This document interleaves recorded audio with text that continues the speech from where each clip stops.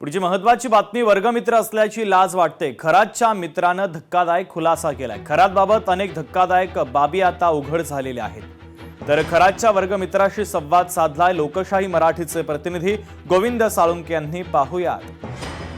लैंगिक अत्याचाराच्या गुन्ह्यात अटक असलेला आरोपी अशोक खरात आपण याच्या गावी आलो आहोत.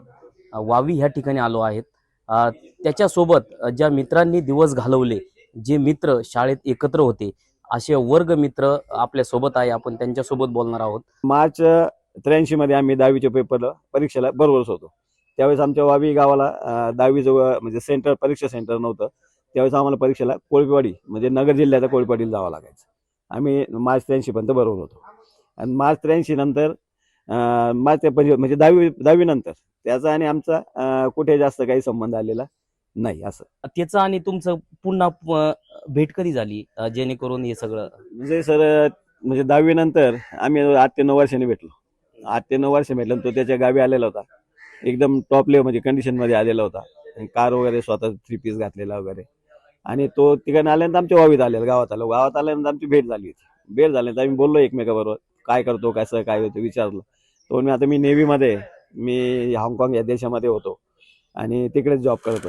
तर आपला मित्र एवढा मोठ्या टॉप लेवलला गेलेला आहे आणि त्याचा खरंच अभिमान होता. पण आजचं पूर्ण टीव्ही, मीडिया सर्व गोष्टी बघितलं किंवा मोबाईलवर यूट्यूब बघितलं, नंतर प्रत्येक गोष्ट अशा वेगवेगळ्या बातम्या मग बघायला भेटत आहे. त्यामुळे हा सगळा झालेला प्रकार थोडासा किळसवाणा वाटतो. आणि मग थोडंसं असं वाटतं, आपला मित्र एवढ्या मोठ्या लेवलला गेल्यानंतर सुद्धा आपली मान आज शर्मेने खाली होते. असं व्हायला नको होतं. आपल्या ज्या मित्रांनी कृत्य केलेलं आहे, त्या कृत्यामुळे तो एक मित्र आणि मी एक मित्र या नात्याने आपली मान देखील शर्मेने खाली होत असल्याचं त्यांनी सांगितलंय.